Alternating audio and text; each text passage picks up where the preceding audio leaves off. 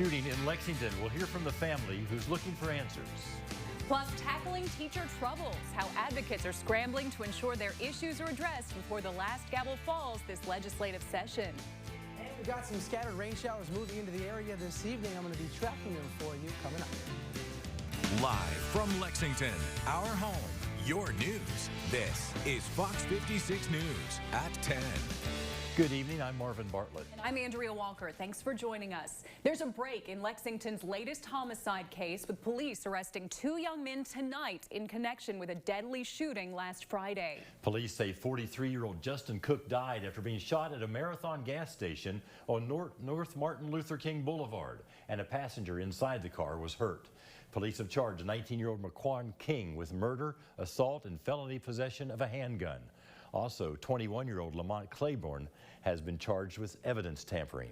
Earlier today, our Georgia MacArthur spoke with the mother of Cook's children. She joins us now with more on how the victim is being remembered. Justin Cook's ex-girlfriend told me she had talked to him just hours before he was killed. The sudden and violent death has left his family in disbelief. Happy birthday to you. This happy moment is among the memories this family has left to help them heal from losing their loved one to gun violence. And this man lived for his kids. He worshiped the ground they walked on, and they thought that he hung the moon and the stars. Justin Cook's ex-girlfriend can't believe the father of her children is gone. Somebody has to answer to Treasure Justine about that, and I hope that someone gives my baby the opportunity to look this guy in his face. Ariane White says Cook's family wants to know why he was ambushed at the Marathon gas station on North Martin Luther King Boulevard. He just made bad decisions, and ultimately it cost him his life, but he was a good person, and he didn't deserve this. White says Cook built his life around his 4 children, and now she has to raise them on her own. When I think of Justin, I think of him loving his kids. Like, really, that was the only thing that he strived. That's what he fought for. That's what he breathed for, was his kids. And again, the 2 men are in custody tonight for Cook's murder and are in the Fayette County Detention Center. Marvin and Andrea. Thanks, Georgia. Now, turning to weather, storms are currently moving through the bluegrass. And that's just a sign of things to come. Meteorologist Justin Esterly joins us now with a first check of your forecast. Hey, good evening. Yeah, we do have some rain showers working towards the area. Right now, things do look dry for us here across the Lexington Metro. This is what it looks like outside of Chevy Chase towards downtown. We've got cloud cover in the area. We've got temps sitting at 54. Take a look at this, though. We've got some gusty winds coming up out of the south already at 23 miles an hour. And we're going to continue to see breezy winds take over for us as we head into the rest of this evening, along with some scattered rain that is moving into central parts of the state. Some of the yellows and oranges here are depicting some more moderate rainfall, so anticipate that to roll into the area. Danville, you're going to be seeing that here in little 5 to 10 minutes, and then we're going to continue to roll that across the state here into tomorrow morning. A couple rounds of rain, in fact, are expected. You can see where the rain hasn't hit yet because we're in the mid to upper 50s, but 40s in the areas that are already getting rain, and that's where our temps go tonight. High temp today was at 60, felt pretty good, but we're going to drop all the way to 42 with that scattered rain. Then the winds start to pick up. We've got more rain to talk about later on this week as well. I've got those details here coming up in just a few minutes. A tragic story this evening out of southern Kentucky. An 8-year-old Corbin boy is dead after an unusual accident. The Fayette County coroner says Eli Hill was playing basketball outside his home Monday. When he got on a stool to dunk the ball, the backboard came off the pole, falling on top of the child, resulting in a serious injury to his chest. Hill was taken to UK Hospital where he died. The child was a second grader at Corbin Primary School. The district released a statement saying heartfelt thoughts and prayers go out to Eli's family and friends. A Nicholasville cashier got an unwelcome surprise while walking into work this morning.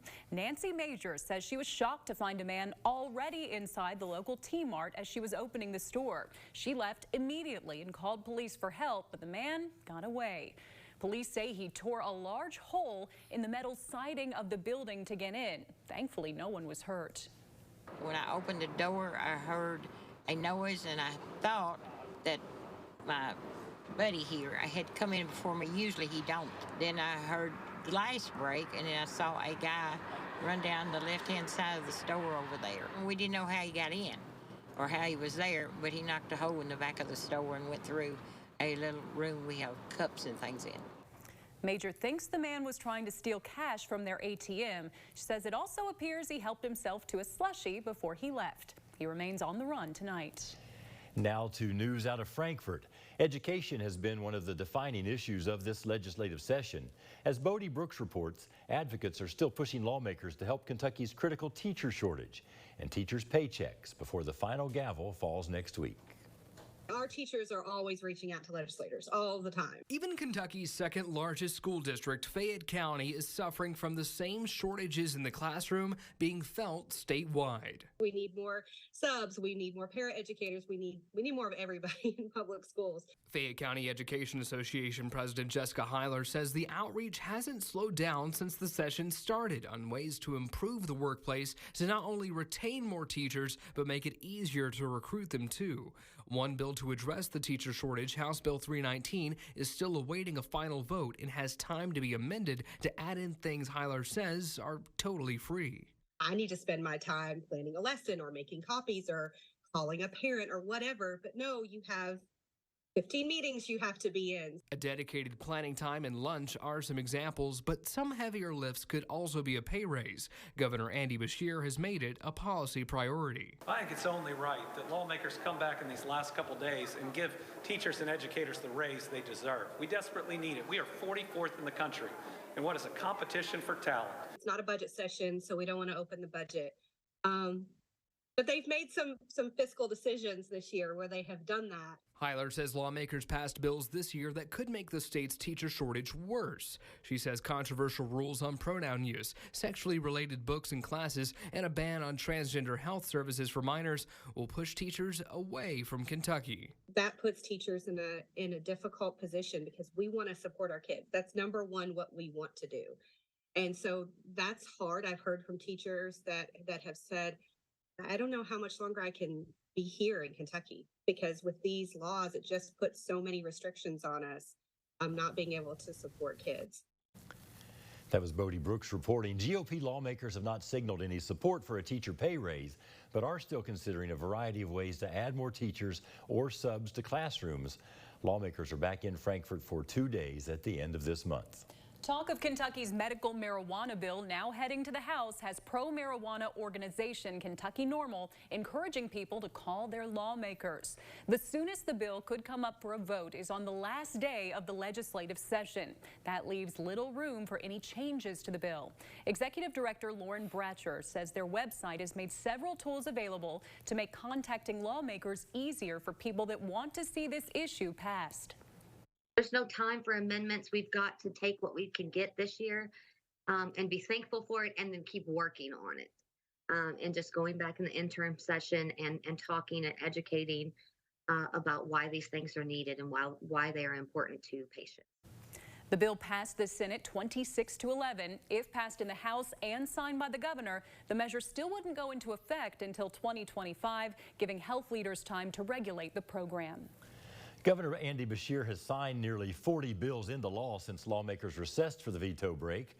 The majority are minor changes or technical corrections. One bill signed is House Bill 444. It gives state workers 6% raises in the next fiscal year. GOP lawmakers sending several controversial bills to the governor in the final hours before the recess, including bills to ban transgender health care for minors, make Kentucky a Second Amendment sanctuary, and require the Senate confirm the state's education chief.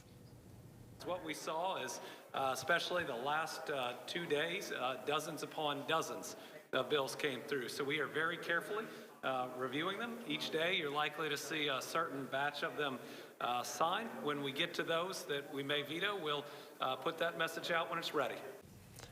Lawmakers will come back for 2 days at the end of this month where any vetoes can be overturned by a simple majority vote. New tonight, a meeting was held to discuss a project aimed at honoring the history of Fayette County's rural black hamlets. Now, hamlets are rural towns or communities developed by black people between the 1800s and the 1920s. Fayette County was once home to 20 of them. Councilmember Kathy Plomin is spearheading a project honoring this unique part of the city's history by preserving artifacts and buildings related to these hamlets. This actually are the grounds for the Rosenwald School. Rosenwald School is where black children went for their education, and there were 5 in Fayette County, and this is the only one remaining. And actually, the whole historical preservation includes this building, the old church, this schoolhouse, and then the cemetery that's behind the schoolhouse back there. The official kickoff for the project will take place as the city celebrates Juneteenth.